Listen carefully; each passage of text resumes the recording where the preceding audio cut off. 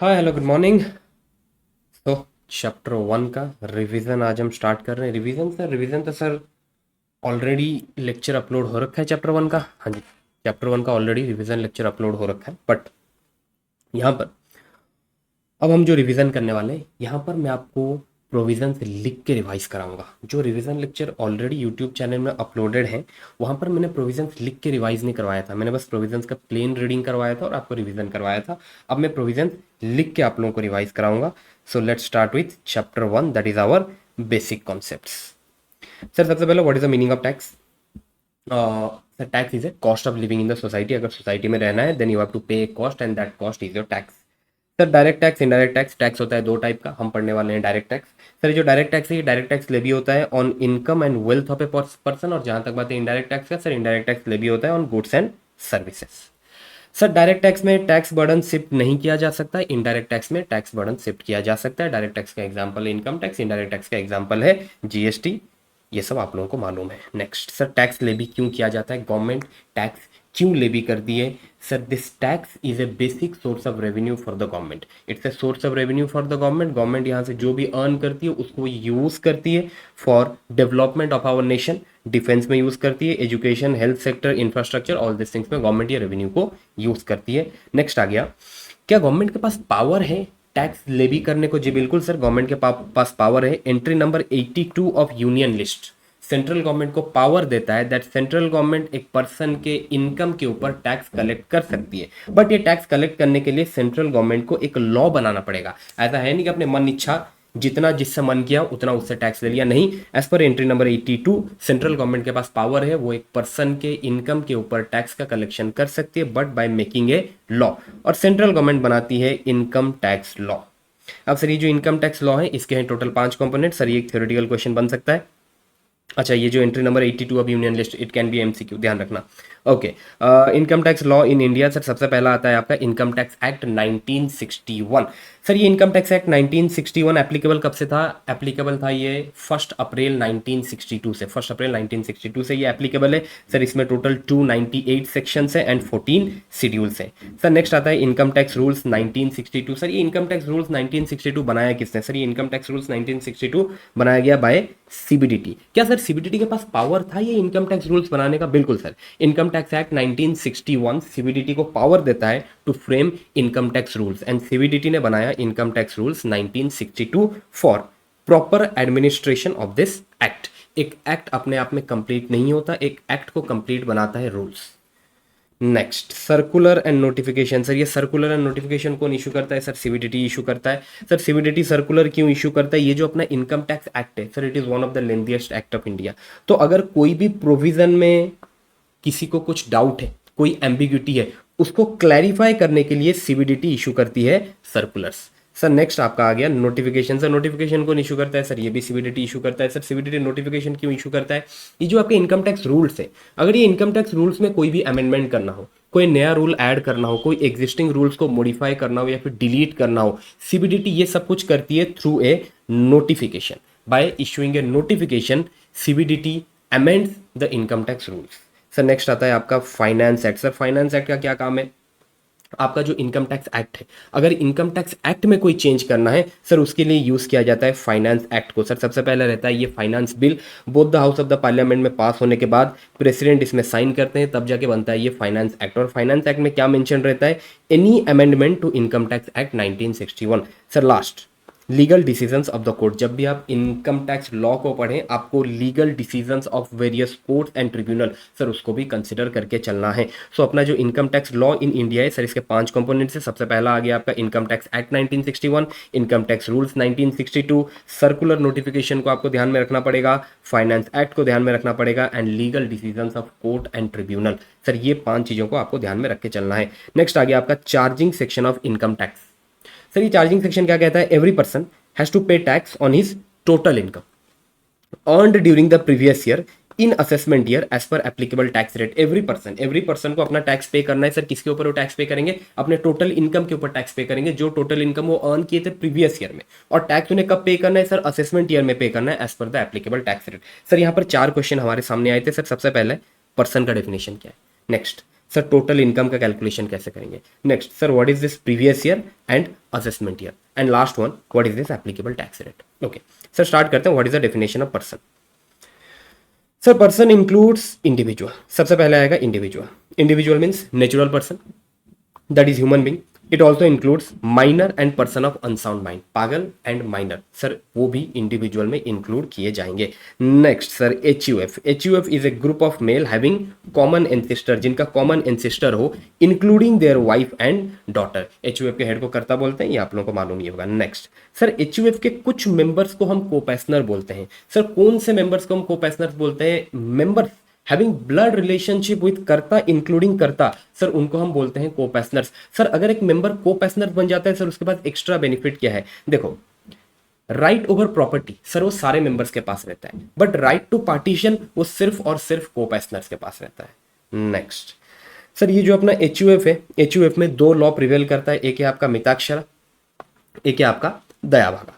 Sir ये जो मिताक्षरा है ये सर प्रिवेल करता है in all over India except West Bengal and Assam, और जहां तक बात है दयाभागा का सर ये प्रिवेल करता है वेस्ट बंगाल एंड आसाम में। सर मिताक्षरा में all members have right over property. Right over property sir सारे मेंबर्स के पास रहता है। जब उस एचयूएफ में, जब उस फैमिली में एक बच्चा पैदा होता है, जिस वक्त वो पैदा होता है उस वक्त उसके पास राइट ओवर प्रॉपर्टी आ जाता है। और जहां तक बात है राइट टू पार्टीशन सर वो कोपैसनर्स के पास रहता है। मैं बात कर रहा हूं मिताक्षरा का।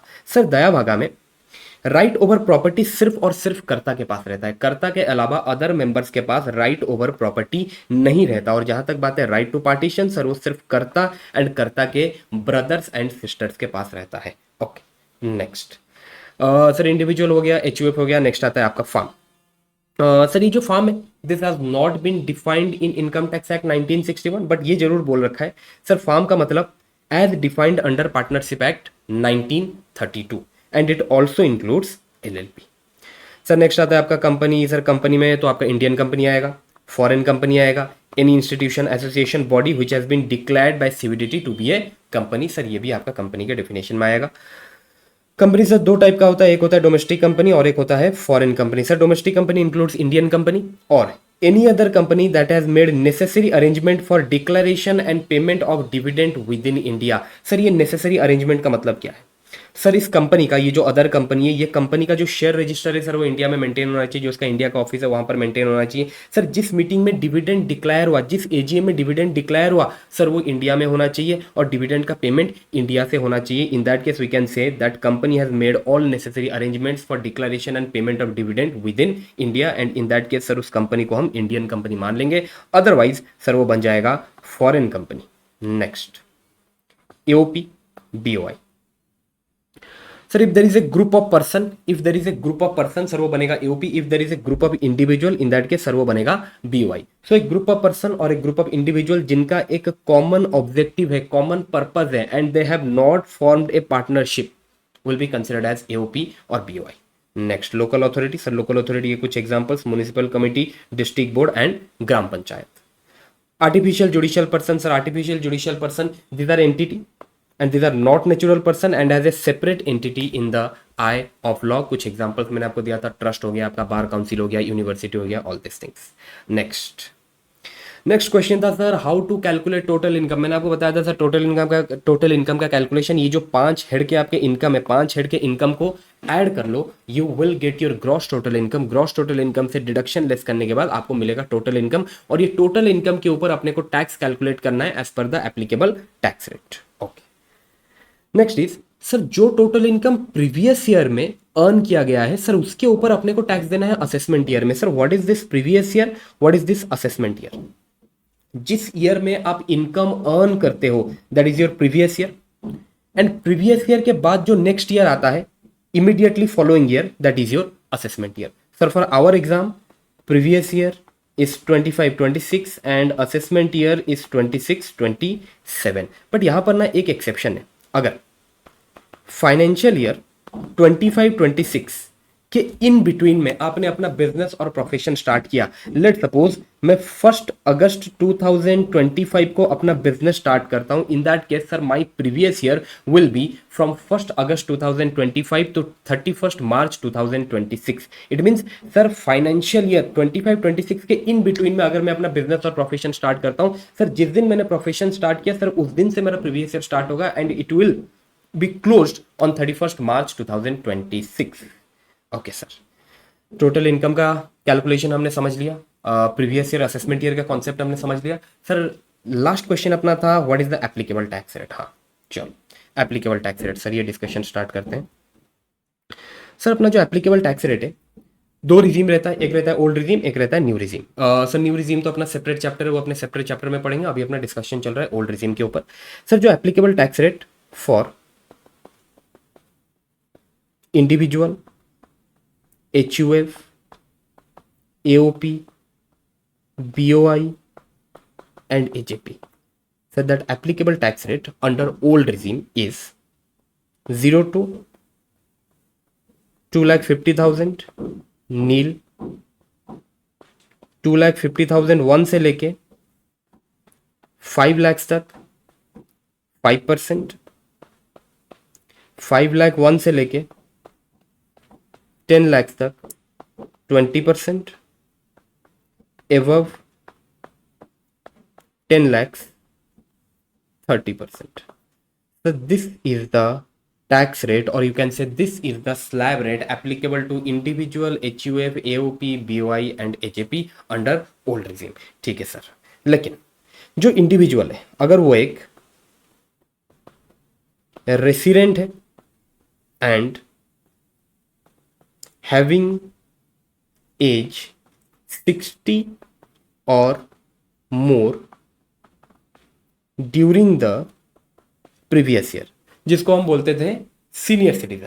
सर वो इंडिविजुअल रेसिडेंट होना चाहिए, दूसरा पहला तो रेसिडेंट होना चाहिए, दूसरा जो उसका एज है 60 और मोर होना चाहिए any time during the previous year. Sir in that case sir उसको जो स्लैब रेट एप्लीकेबल होगा it is 0 to 3 lakhs 5%, 3 lakhs 1 से लेके sorry 0 to 3 lakhs, 0 to 3 lakhs नील, 3 लाख 1 से लेके 5 लाख तक 5%, 5 लाख 1 से लेके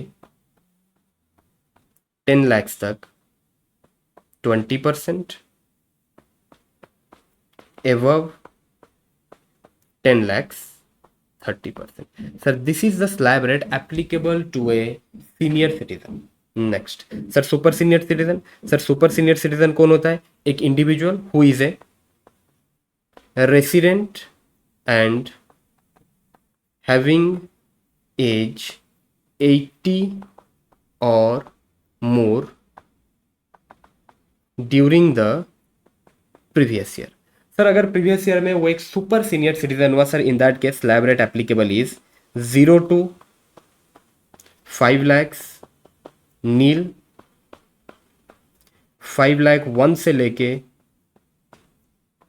10 lakhs तक 20%, above 10 lakhs 30%. Sir this is the slab rate applicable to a super senior citizen. ठीक है सर, सर टैक्स रेट हो गया। अच्छा यहाँ पर एक चीज आपको ध्यान रखना है सर, अगर एक इंडिविजुअल का, एक रेसिडेंट इंडिविजुअल का 60th और 80th बर्थडे 1 अप्रैल 2026 को है, 1 अप्रैल 2026 को उस रेसिडेंट इंडिविजुअल का 60th और 80th बर्थडे है।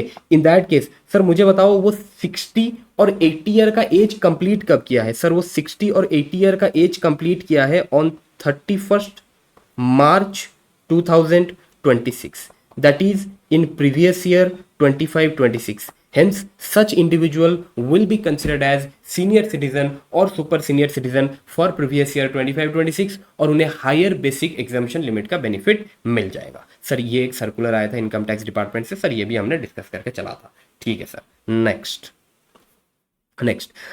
सर हमने डिस्कस किया था सरचार्ज के बारे में। हाँ, if total income is up to 50 lakhs. If total income is up to 50 lakhs, sir, no surcharge. If total income exceeds 50 lakhs but up to 1 CR, sir, in that case अपना rate of surcharge था 10%. If total income exceeds 1 CR up to 2 CR, sir, rate of surcharge था 15%. If total income exceeds 2 CR up to 5 CR, sir, rate of surcharge था 25%. If total income exceeds 5 CR, sir, rate of surcharge था 37%. Sir, this is the rate of surcharge applicable to individual HUF, AOP, BOI and HAP. Okay. लेकिन sir ये जो surcharge का rate है ये तब applicable होगा अगर टोटल इनकम में there is no special income, there is no special income. Sir ये स्पेशल इनकम क्या होता है? Special income means income taxable under section 111A, 112A, 112 and dividend income. Sir इनको यहां पर स्पेशल इनकम बोला गया है अगर individual HUF, AOP, BOI and AJP के टोटल इनकम में there is no special income, there is no capital gain under this section, there is no dividend income. In that case sir ये surcharge का rate उसे applicable है. लेकिन sir अगर उसके total income में स्पेशल इनकम इंक्लूड हो रखा है, इन दैट केस सर कौन सा सरचार्ज का रेट एप्लीकेबल होगा? चलो, इन that case if total income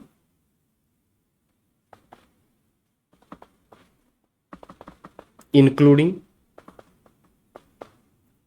special income, total income including special income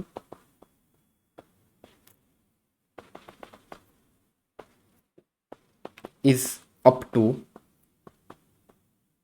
50 lakhs, in that case sir no surcharge. Exceeds 50 lakhs but up to 1 CR, sir in that case आपका rate of surcharge 10%.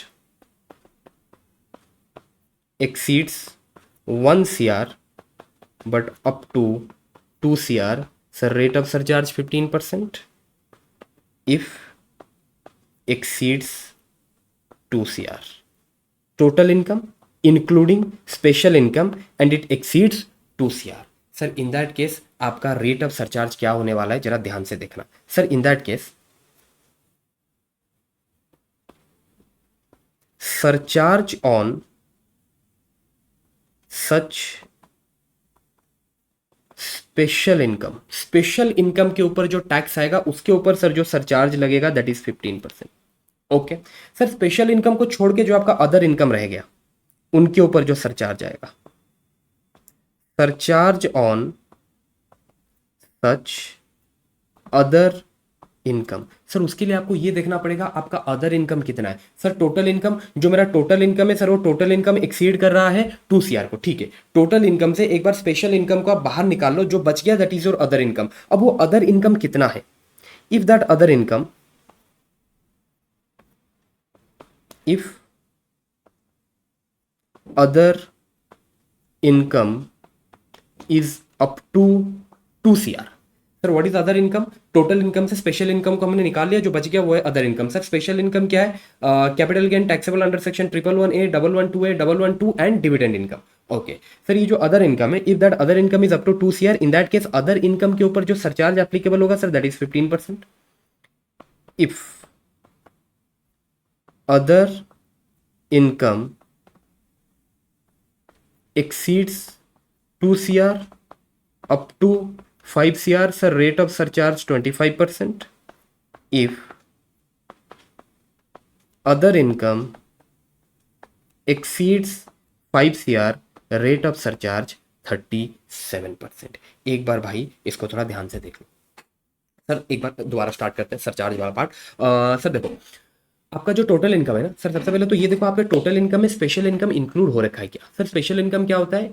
Capital gain taxable under section 111A, 112A, 112 and dividend income. अगर ये आपके total income में include नहीं हो रखा, इन that case sir आपको जो रेट ऑफ सरचार्ज एप्लीकेबल होने वाला है वो ये रहा। वेरी सिंपल, ये आप लोगों को मालूम ही होगा, इसमें कोई दिक्कत वाला बात नहीं है। ओके, यहाँ पर सर अगर आपके टोटल इनकम में स्पेशल इनकम इंक्लूड हो रखा है, ये total income includes capital gain under 111A और कैपिटल गेन अंडर 112A और कैपिटल गेन अंडर 112 और डिविडेंड इनकम, अगर आपके टोटल इनकम में ये सारे स्पेशल इनकम इंक्लूड हो रखा है, इन दैट केस सर जो सरचार्ज का रेट आपको एप्लीकेबल है, सबसे पहले देखो, अगर आपका total income up to 50 lakh है सर नो सरचार्ज। आपका टोटल इनकम एक्सीड करता है 50 lakh up to 1 CR, in that case sir rate of surcharge है 10%। आपका टोटल इनकम एक्सीड करता है 1 CR up to 2 CR, in that case आपका जो सरचार्ज का रेट है दैट इज 15%। सर यहाँ तक ऊपर जैसे हम पढ़े थे वैसे ही था, कोई चेंजेस नहीं है सर। चेंजेस यहाँ से, अगर आपका टोटल इनकम जिसमें स्पेशल इनकम इंक्लूड हो रखा है वो एक्सीड करता है 2 सीआर को, इन that case sir special income के ऊपर जो सरचार्ज का रेट एप्लीकेबल होगा ना वो 15% है, वो 15% से ज्यादा नहीं हो सकता। स्पेशल इनकम के ऊपर जो सरचार्ज का रेट एप्लीकेबल है सर वो 15% है, वो 15% से ज्यादा नहीं हो सकता। Okay sir. Sir other income के ऊपर कितना सरचार्ज आएगा? उसके लिए आप ये देखो आपका अदर इनकम कितना है, टोटल इनकम से स्पेशल इनकम को हटा दो, एक बार देखो आपका अदर इनकम कितना है। If your other income is up to 2 CR sir rate of surcharge 15%। If other income exceeds 2 CR up to 5 CR sir आपका सरचार्ज का रेट है 25%। If other income exceeds 5 CR आपका सरचार्ज का rate है 37%। I hope it is clear. Sir कुछ questions कर ले तो मजा आ जाएगा। बिल्कुल कर लेते हैं भाई, लेके आए हम क्वेश्चन।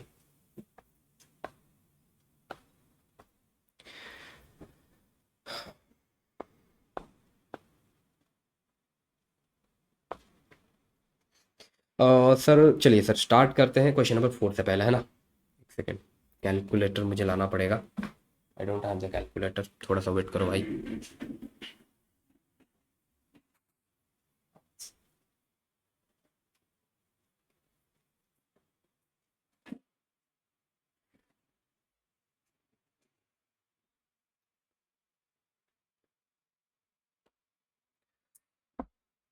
हाँ जी, लेट्स स्टार्ट विथ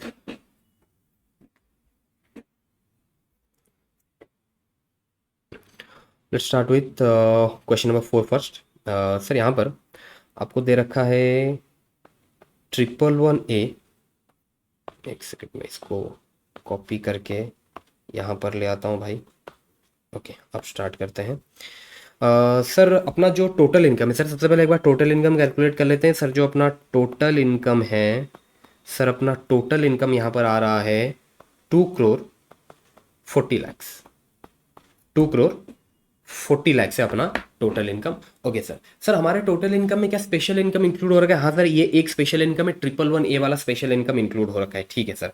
तो अभी एक बार अपने अगर हम हमारे रेट्स पे आए सर, अपना टोटल इनकम में स्पेशल इनकम इंक्लूड हो रखा है, बराबर है सर।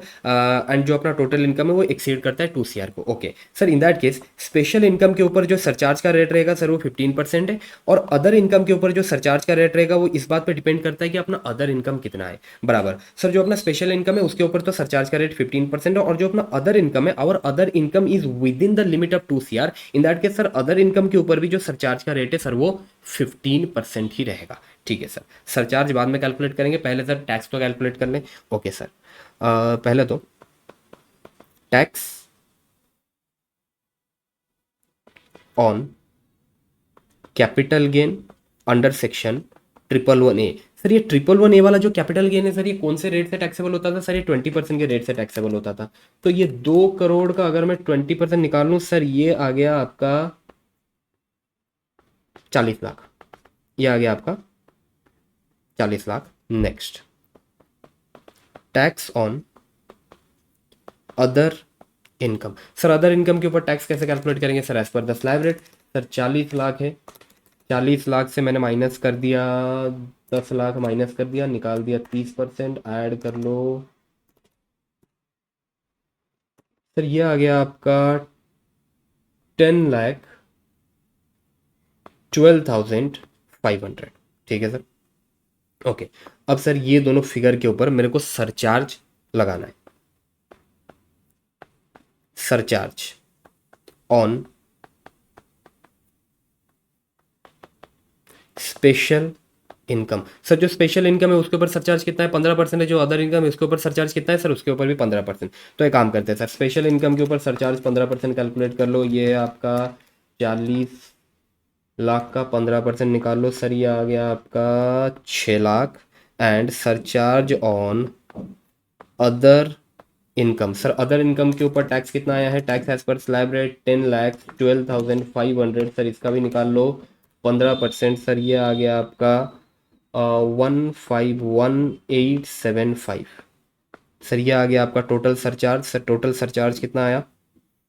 टोटल सरचार्ज आपका बनता है, ये तो 6 लाख था और ये 151,875, टोटल हो गया 751,875। सर ये बन गया आपका total surcharge. Tax before surcharge कितना था? 50,12,500। तो tax after surcharge, after surcharge, tax after surcharge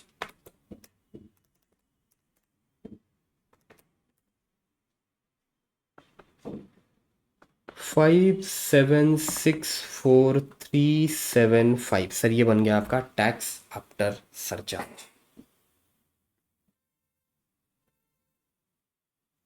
okay, ये बन गया आपका टैक्स आफ्टर सरचार्ज। सर यहाँ पर एक क्वेश्चन आपके माइंड में आ सकता है, सर आपने जो सरचार्ज कैलकुलेट किया अदर इनकम के ऊपर, सर अदर इनकम तो with in the limit of 50 lakh से, क्या फिर भी उसके ऊपर सरचार्ज आएगा? भाई तुम्हारा अदर इनकम भले ही within the limit of 50 lakh हो, तुम एक बार टोटल इनकम देखो, तुम्हारा टोटल इनकम कितना है? 2,40,00,000 है, बिल्कुल सर सरचार्ज आएगा। ओके चलो next. Next sir question number 3 कर लेते हैं। We can skip question number 3, question number 5 कर लेते हैं। क्वेश्चन नंबर 3 छोड़ सकते हैं, वो आपके लिए होमवर्क है, वो आप लोग कर लेना यार। क्वेश्चन नंबर 5 कराता हूँ मैं। चलो sir question number 5, total income कितना है? पहले तो सर टोटल इनकम कैलकुलेट कर लेते हैं। टोटल इनकम है सर, ये तो है आपका स्पेशल इनकम। स्पेशल इनकम है 20 लाख का, और ये जो अदर इनकम है सर, अदर इनकम है 2,50,00,000 का। टोटल हो गया 2,70,00,000। ये बन गया आपका total income. Okay sir tax calculate कर लेते हैं। Tax on capital gain under section 112। Sir 112 वाला जो कैपिटल गेन है सर, वो टैक्सेबल होता है @12.5%। तो ये जो 20 लाख है सर, ये 20 लाख के ऊपर अपने निकाल लेते हैं 12.5%। सर ये आ गया आपका 2,50,000। Okay next, tax as per slab rate. Sir ये जो अदर इनकम है इसके ऊपर अपने को कैलकुलेट करना है tax as per slab rate. 2,50,00,000 के ऊपर tax as per slab rate.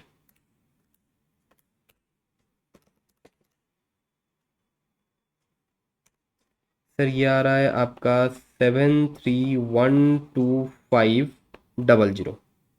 Sir total tax कितना आ गया before surcharge? Sir tax before surcharge total आ गया आपका 756,25,000। ओके सर यहाँ पर जो अपना टोटल इनकम है, अपने टोटल इनकम में स्पेशल इनकम इंक्लूड हो रखा है, और जो अपना टोटल इनकम है वो एक्सीड करता है 2 CR को। Okay sir, in that case क्या करेंगे? सर इन दैट केस जो आपका स्पेशल इनकम है ना, स्पेशल इनकम के ऊपर जो मैक्सिमम सरचार्ज लगेगा सर, वो लगेगा 15%। सर अदर इनकम के ऊपर सरचार्ज कितना लगेगा सर? वो डिपेंड करता है आपका अदर इनकम कितना है। सर अपना अदर इनकम कितना था? 2,50,00,000। 2,50,00,000 और अदर इनकम एक्सीड्स 2 crore पर with in the limit of 5 crore। Sir in that case sir other income के ऊपर सरचार्ज लगेगा 25% का।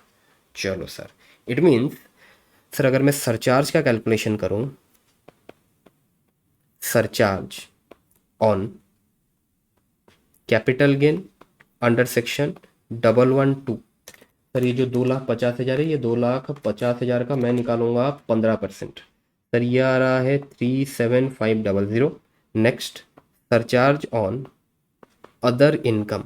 सर अदर इनकम के ऊपर जो सरचार्ज आएगा that will B @25%। So 73,125,000 into 25%। Sir ये आ रहा है 1,82,8125। सर टोटल सरचार्ज कितना आया? टोटल सरचार्ज आ गया आपका 1,865,6 625 सर, ये बन गया आपका टोटल सरचार्ज। ये था आपका tax before surcharge, this is your surcharge. In that case tax after surcharge is 9428,125। और ध्यान रखना क्वेश्चन यहाँ पर खत्म नहीं होता, 4% का हेल्थ एंड एजुकेशन सेस भी लगाना है। अभी तक हम वो डिस्कस नहीं किए, इसीलिए मैं वो ऐड नहीं कर रहा हूँ। यहाँ पर 4% का हेल्थ एंड एजुकेशन सेस भी लाएगा। ओके सर, ठीक है। I hope this part is clear now. चलो ठीक है सर। सर नेक्स्ट आते हैं the concept of marginal relief. Sir marginal relief के कॉन्सेप्ट पे आते हैं। हाँ सर, मार्जिनल रिलीफ का कॉन्सेप्ट कब एप्लीकेबल होता है? लेट सपोज एक इंडिविजुअल है, एक इंडिविजुअल का जो इनकम है, एक इंडिविजुअल का आपको टोटल इनकम दे रखा है, टोटल इनकम एक इंडिविजुअल का दे रखा है 51 लाख। सर अगर ये इंडिविजुअल का टोटल इनकम है 51 लाख, एक बार आप मुझे tax as per slab rate calculate करके दो। अच्छा एक सेकेंड सर, सर ये जो टोटल इनकम आपने 51 लाख दे रखा है, सर ये टोटल इनकम के बाइफर्केशंस क्या है, मतलब किस टाइप के इनकम है? सर एक सैलरी इनकम है और एक इंटरेस्ट इनकम है। आपका एफडी का इंटरेस्ट हो गया है ना। इट मीन्स मैं बस ये कहना चाह रहा हूँ सर, यहाँ पर जो उसका टोटल इनकम है, उसका टोटल इनकम में कोई भी स्पेशल इनकम इंक्लूड नहीं हो रखा, ताकि अपना कैलकुलेशन थोड़ा सा सिंपल रहे। ओके सर, टोटल इनकम है उसका 51 lakh. Tax as per slab rate एक बार आप मेरे को कैलकुलेट करके बताओ sir. Tax as per slab rate आपका आने वाला है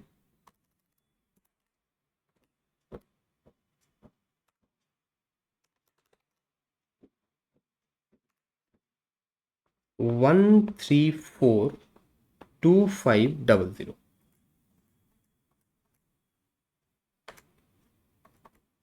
यस, 1342500।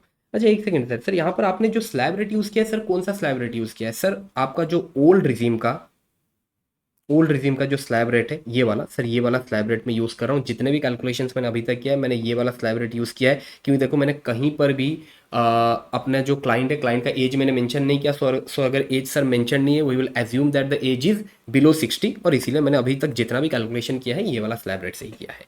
ओके चलो sir, tax as per slab rate तो इतना आ गया। अब सर इसके साथ ऐड कर लेते हैं सरचार्ज। सर सरचार्ज यहाँ पर कितना एप्लीकेबल होगा? Sir surcharge at the rate यहाँ पर 10% रहने वाला है, 134,250। सर 10% का सरचार्ज लगाने के बाद टैक्स आफ्टर सरचार्ज कितना है? Tax after surcharge, sir tax after surcharge आपका आ रहा है 10% लगाने के बाद 1476750। सर ये आ गया आपका टैक्स आफ्टर सरचार्ज। चलो बढ़िया बात है। क्या पढ़ रहे हैं सर हम? Concept of marginal relief. एक बार हेडिंग दे देते हैं, मार्जिनल रिलीफ। ठीक है सर। अभी सर एक बात बताओ मुझे, अगर इसका टोटल इनकम 50 लाख होता, अगर इसका total income let suppose 50 lakh होता, तो फिर क्या सिचुएशन बनता? देखते हैं सर, देखते हैं एक बार। इफ एसएससी's total income is 50 lakhs, in that case एक बार टैक्स आफ्टर सरचार्ज कैलकुलेट करो सर। सबसे पहले तो tax as per slab rate, tax as per slab rate. Sir tax as per slab rate कितना आएगा? 50 लाख। सर ये आ गया आपका 1312500 प्लस अपने को सर ऐड करना है surcharge. Sir surcharge at the rate 0%। Sir surcharge applicable नहीं होने वाला। सरचार्ज तब एप्लीकेबल होता है जब टोटल इनकम एक्सीड करता है 50 लाख। यहाँ पर टोटल इनकम है 50 लाख, सर सरचार्ज रहने वाला है आपका नील। सो टैक्स आफ्टर सरचार्ज है 13,12,500। ठीक है सर। ओके सर जब उसका इनकम 50 लाख था, तब टैक्स आफ्टर सरचार्ज आ रहा था 13,12,500। जब उसका टोटल इनकम 51 लाख हो गया, in that case tax after surcharge है 14,76,750। सर ये दोनों सिनेरियोज में what is the increase in tax? Can you tell me what is the increase in tax?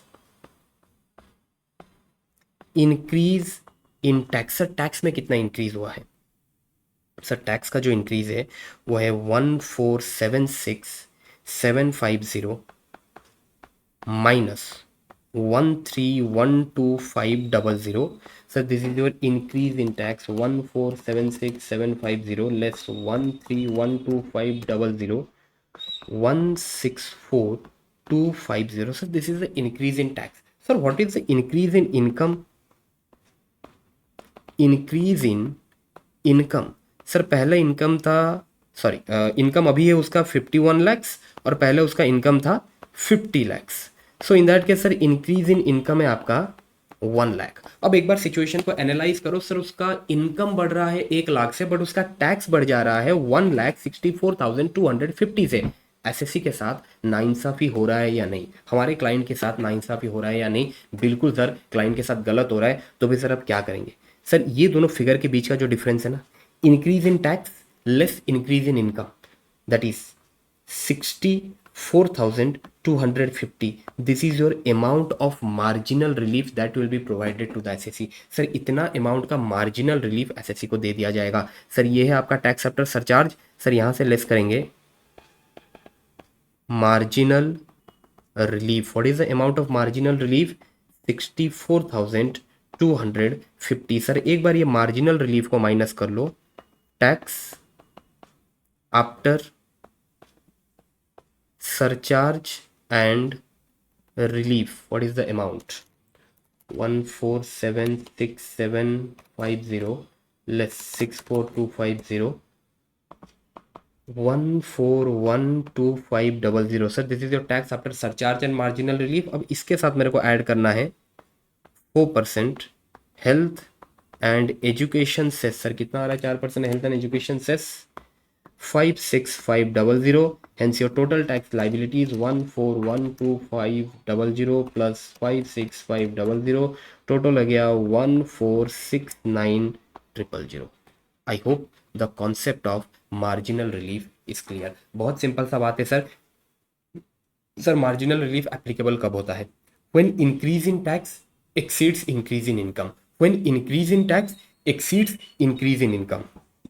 Increase in tax exceeds increase in income. Sir marginal relief का concept applicable होता है. Next sir, how to calculate this marginal relief? Increase in tax less increase in income, this is your marginal relief. और ये marginal relief का figure आपको less करना रहता है from your tax after surcharge. तो सर क्या मार्जिनल रिलीफ हर situation में एप्लीकेबल होगा? नहीं सर, मार्जिनल रिलीफ तभी एप्लीकेबल होगा इफ तुम्हारे क्लाइंट का जो टोटल इनकम है that is just above 50 lakhs, 1 CR, 2 CR और 5 CR. मार्जिनल रिलीफ सर तब एप्लीकेबल होगा अगर तुम्हारे क्लाइंट का जो टोटल इनकम है that is just above 50 lakhs, 1 CR, 2 CR, 5 CR. Sir ये वो लिमिट्स हैं अगर आपका टोटल इनकम इन लिमिट को एक्सीड करता है, आपके सरचार्ज के रेट में एक हाइक होता है. ओके, सो इफ एसएससी का, इफ आपके क्लाइंट का total income is just above 50 lakhs, 1 CR, 2 CR और 5 CR, इन दैट केस आपके क्लाइंट को मार्जिनल रिलीफ का कॉन्सेप्ट एप्लीकेबल होगा. आपको एक बार चेक करना पड़ेगा, है ना, आपको एक बार चेक करना पड़ेगा क्या मेरे क्लाइंट को मार्जिनल रिलीफ का कॉन्सेप्ट एप्लीकेबल हो रहा है. अगर आपके क्लाइंट का total income is just above 50 lakhs, 1 CR, 2 CR and 5 CR. Okay sir, कब मार्जिनल रिलीफ एप्लीकेबल होगा? If increase in tax exceeds increase in income. ठीक है, ओके. नेक्स्ट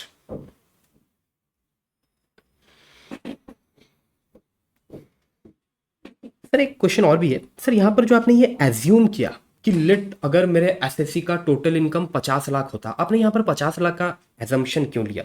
मुझे बताओ सर, यहाँ पर मेरे एसएससी का, मेरे क्लाइंट का टोटल इनकम कितना था? एक्चुअल टोटल इनकम कितना था? सर एक्चुअल इसका टोटल इनकम था 51 lakh, that is just above 50 lakhs. That's why sir मैंने यहाँ पर उसका टोटल इनकम का एजम्पशन लिया है 50 लैक्स. लेट सपोज मेरे क्लाइंट का अगर टोटल इनकम होता 1 crore 2 lakhs which is just above the limit of 1 crore. Sir in that case जो मैं एजम्पशन लेता वो मैं 1 करोड़ का एजम्पशन लेता. अगर मेरे एसएससी का टोटल इनकम 2 करोड़ 1 लाख होता, सर इन दैट केस जो मैं टोटल इनकम का एजम्पशन लेता सर वो मैं 2 करोड़ का लेता. I hope that is clear. Next sir, marginal relief का कॉन्सेप्ट खत्म हुआ. सर आपने अभी तक हमें जो टैक्स रेट पढ़ाया, जो आपने सरचार्ज पढ़ाया, सर वो तो इंडिविजुअल एचयूएफ, एओपीबीवाई, एचएपी का है. सर आपका फार्म भी है, कंपनी भी है, उन सब का क्या? चलो वो भी डिस्कस कर लेते हैं. Sir farm, not only farm, sir farm also includes LLP, जी sir, and also local authority. Local authority. Sir इन सब का जो टैक्स रेट है ना sir, it is a flat rate 30%। Sir flat rate है 30%। ओके सर, सरचार्ज के क्या सीन है? Sir surcharge will be applicable if total income exceeds 1 CR and जो रेट ऑफ सरचार्ज है sir that is 12%। Sir surcharge applicable होगा if total income exceeds 1 CR and rate of surcharge आपका रहने वाला है 12%। Next sir, cooperative society.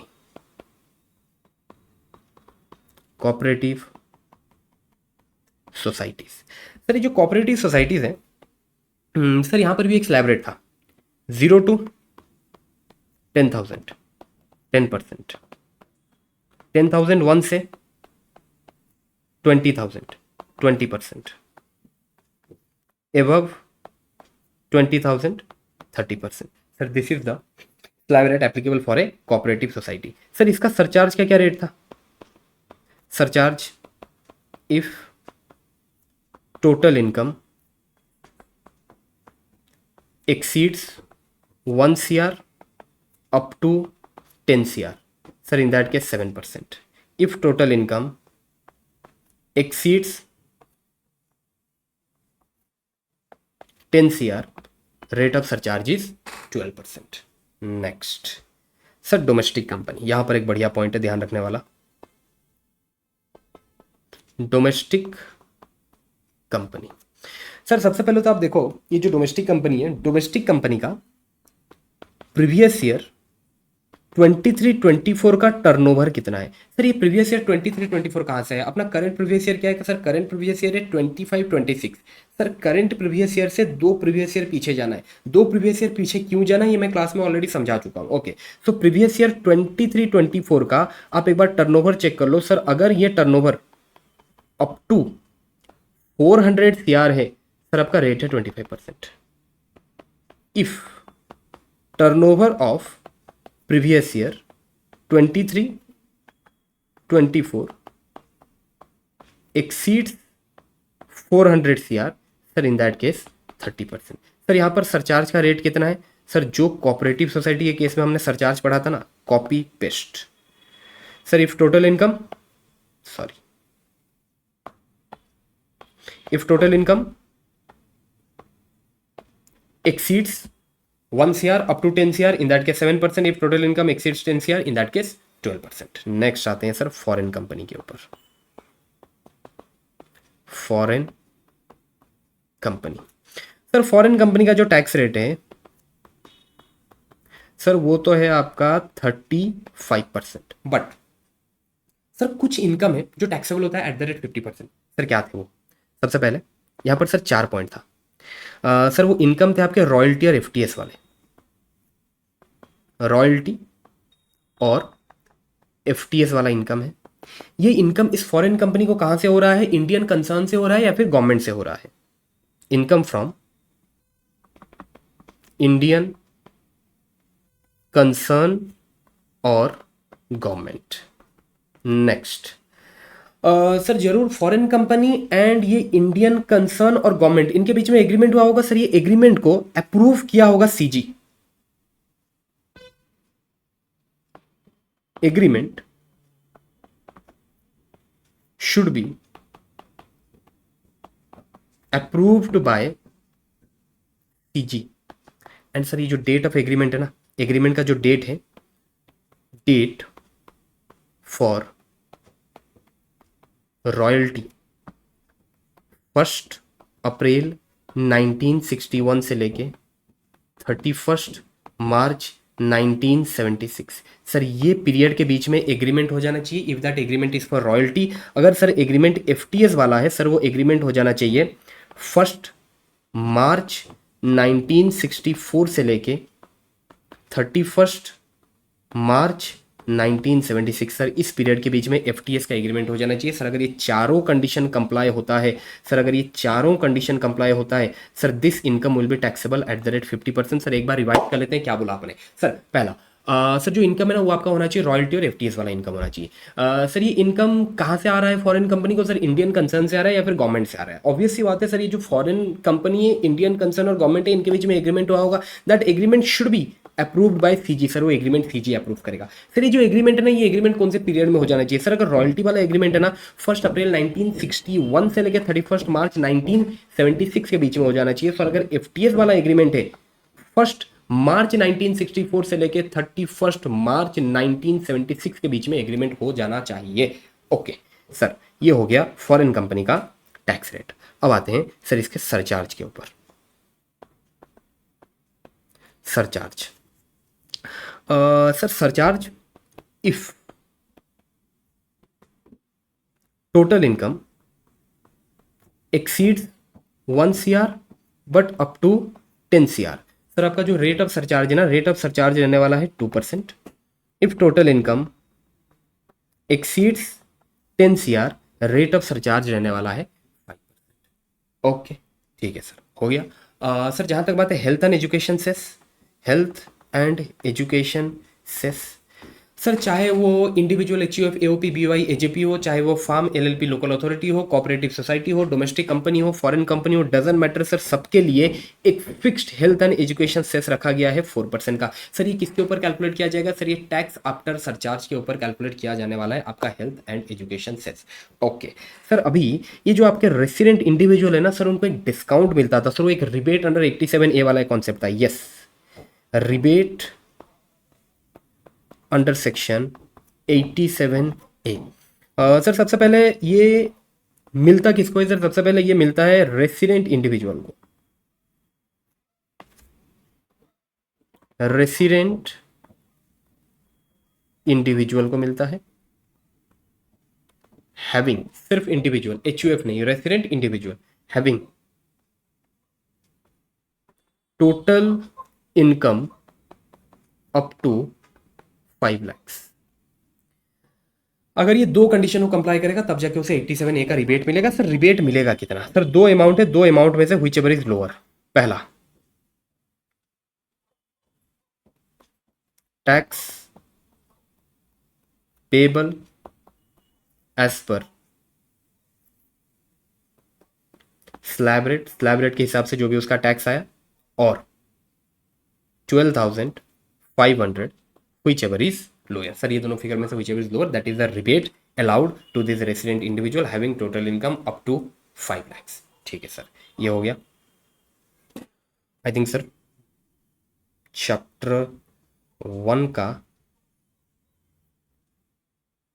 60 to 70% हमने cover कर लिया, ये कवर हो गया। अब देखो रीड करना आपका काम है भाई, रीड करना आपका काम है। ठीक है, एक बार आप लोग रीड कर लेना, सब कुछ मैंने लिख के डिस्कस कर लिया, एक बार आप लोग रीड कर लेना भाई। ठीक है, मार्जिनल रिलीफ मैंने करवा दिया, surcharge with special income, without special income, ये हो गया, ये सब अपना ऑलरेडी डिस्कस। ठीक है सर, ये कुछ थियोरेटिकल छोटे मोटे पॉइंट रह गए, एक बार डिस्कस कर लेते हैं।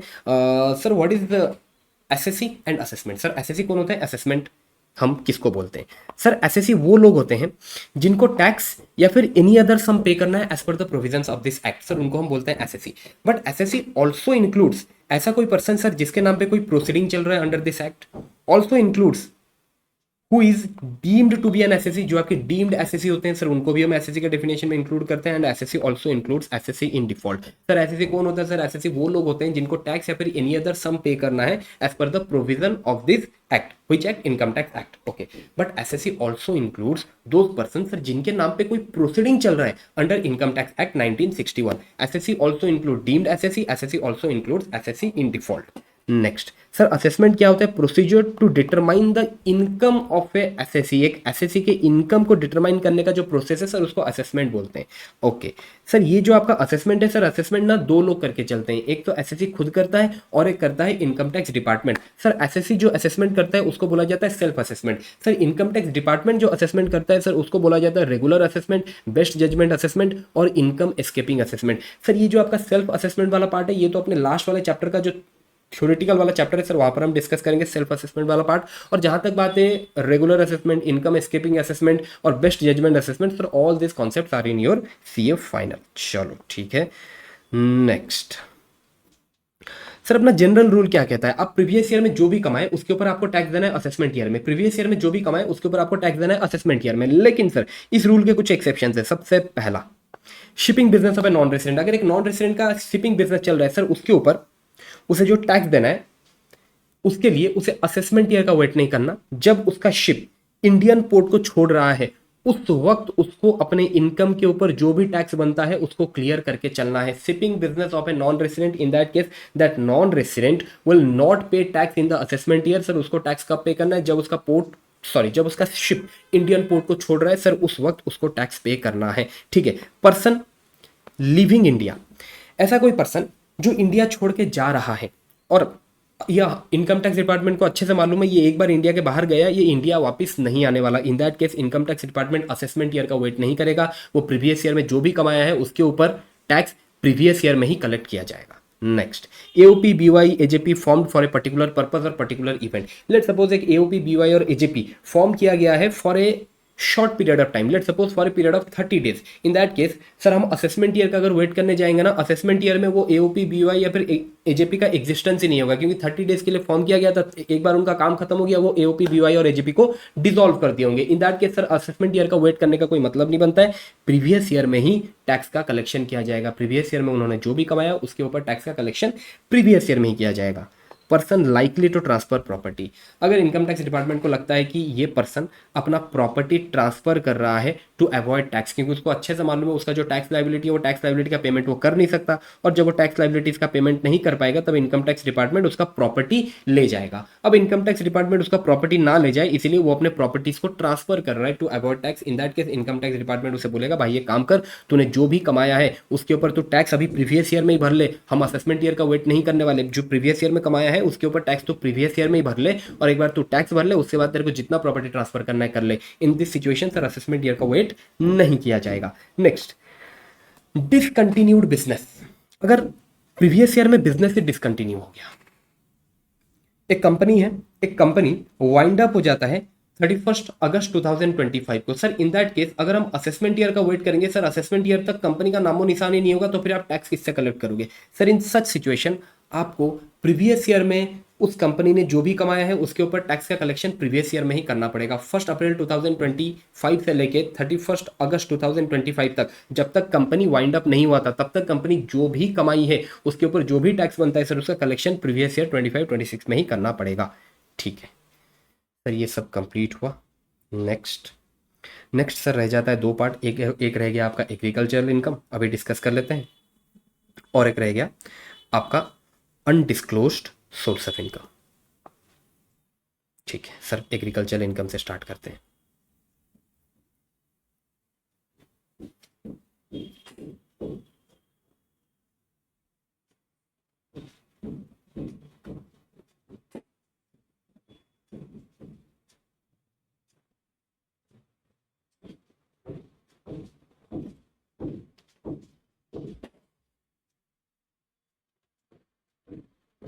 और आई वाज थिंकिंग कि यार एक सेपरेट वीडियो बनाते हैं, क्योंकि ये वीडियो ऑलरेडी आई थिंक बन गया होगा 1-1.5 घंटे का, तो एक सेपरेट वीडियो बनाता हूँ मैं एग्रीकल्चरल इनकम एंड वो अनडिस्क्लोज इनकम के ऊपर। ठीक है चलो, आज के लिए फिर इतना ही। अच्छा बस मुझे एक क्वेश्चन बस और डिस्कस करना है, एक क्वेश्चन, उसके बाद आज का क्लोज करते हैं भाई। बस एक क्वेश्चन है, रुक जाओ थोड़ा।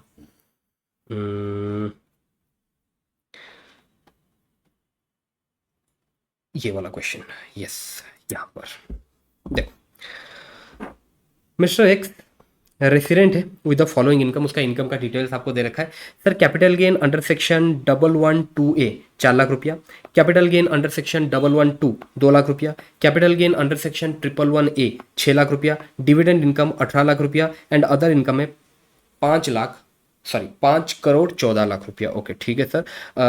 सर मुझे बताओ उसका टोटल इनकम कितना है, पहले तो एक बार टोटल इनकम कैलकुलेट कर ले। जी सर, टोटल इनकम 4 2 6 18, ये 5 14, ये आ गया आपका 5 करोड़ 44 लाख, 5 करोड़ 44 लाख, यस 5 करोड़ 44 लाख बन गया सर उसका टोटल इनकम। सर उसका जो टोटल इनकम है इट इंक्लूड्स स्पेशल इनकम, बिल्कुल सर ये स्पेशल इनकम इंक्लूड करता है, एंड एक्सीड्स 2 CR।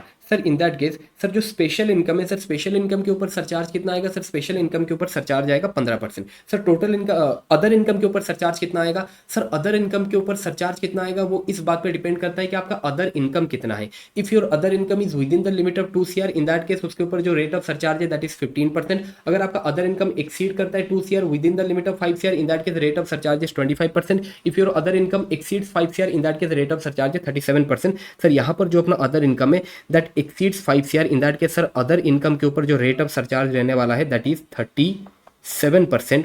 एंड ये स्पेशल इनकम के ऊपर जो आपका रेट ऑफ सरचार्ज रहने वाला है दैट इज 15%। ठीक है सर, एक बार कैलकुलेशन स्टार्ट करते हैं। सर सरचार्ज का कैलकुलेशन तो बाद में करेंगे, पहले तो सर एक बार टैक्स का कैलकुलेशन कर ले। बिल्कुल सर, टैक्स का कैलकुलेशन कर लेते हैं। अच्छा, ये जो आपका 112A वाला सेक्शन है सर, इसके ऊपर टैक्स कितना आएगा? 112A वाला जो कैपिटल गेन है सर, सबसे पहले तो 4 लाख। सर यहाँ पर एक एग्जामिशन आपको मिल जाएगा 1,25,000 का। 1,25,000 का एग्जामिशन काटने के बाद सर इसका मैंने निकाल दिया 12.5%, 34,375। सर 112 वाला सर इसका तो 20, इसका तो 12.5%। सर 2 लाख का 12.5%, 12.5% ये आ गया आपका 25,000। सर 111A 6 लाख रुपया सर, इसका निकालना है अपने को 20%। 6 लाख का 20%, 6 लाख का 20% हो गया 1,20,000, 1,20,000। सर अब ये जो डिविडेंड एंड अदर इनकम है सर, ये दोनों के दोनों स्लैब रेट से टैक्सेबल होते हैं। बिल्कुल सर, दोनों के दोनों स्लैब रेट से टैक्सेबल होते हैं। तो एक बार स्लैब रेट से टैक्स निकाल लो भाई। 5,14,00,000 ये आ गया आपका अदर इनकम, प्लस 18 लाख का आपका आ गया डिविडेंड। अब इसके ऊपर अगर मैं टैक्स कैलकुलेट करूं as per the slab rate, in that case sir ये बन रहा है आपका 15772500। ठीक है सर, ये तो अपना टैक्स आ गया। अब सर इसके ऊपर अपने को कैलकुलेशन करना है सरचार्ज का। सर आपने बोला था इनके ऊपर सरचार्ज आएगा 15% और ये अदर इनकम के ऊपर सरचार्ज आएगा 37%। ठीक है, थोड़ा सा वेट कर लेते हैं, बाहर थोड़ा सा आवाज आ रहा है, थोड़ा सा।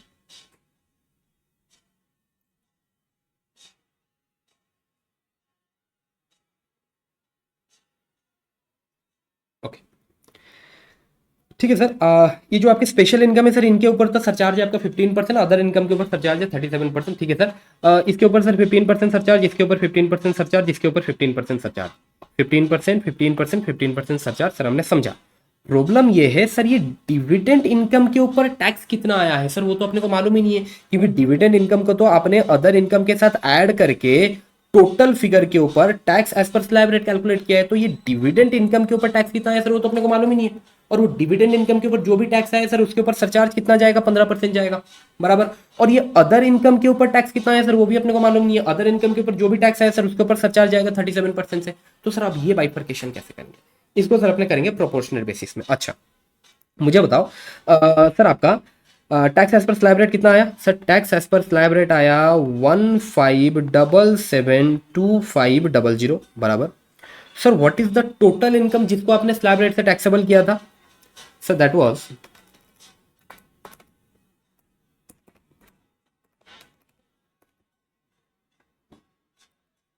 53250, 5,32,00,000 into 18 lakh. Sir this is amount of tax on dividend. करो भाई एक बार, कितना आ रहा है? 15772500 डिवाइडेड बाय 53250 इंटू 180, ये आ रहा है आपका 533656, 533656। Sir this is your tax on dividend. Sir इसको हमने दो पार्ट में डिवाइड किया। सर टैक्स ऑन डिविडेंड कितना है? 533656। Sir tax on other income कितना है सर? टोटल से माइनस करो sir, 15772500 less 533656। Sir tax on total income है आपका 15238844। सर ये जो 4 फिगर है, सर ये जो 4 फिगर है, इन 4 फिगर के ऊपर सर सरचार्ज कितना आएगा? 15% से। सर इस फिगर के ऊपर सरचार्ज कितना आएगा? सर 37% से। You have to calculate the surcharge, surcharge को ऐड करो, उसके बाद आपको मिलेगा tax after surcharge 4% health and education से। You will get your total tax liabilities. I hope it is clear sir. इस टाइप के केसेस में आपको बाइफर्केशन करना पड़ेगा प्रोपोर्शनेट बेसिस में। चलो विद दिस यहां तक अपने क्लोज करते हैं। चैप्टर 1 ऑलमोस्ट 60 to 70% कंप्लीट हो चुका है सर। 2 टॉपिक बाकी है, एक एग्रीकल्चर इनकम वाला, एक अनडिस्क्लोज्ड इनकम वाला। सर उसको नेक्स्ट क्लास में डिस्कस करेंगे। Thank you.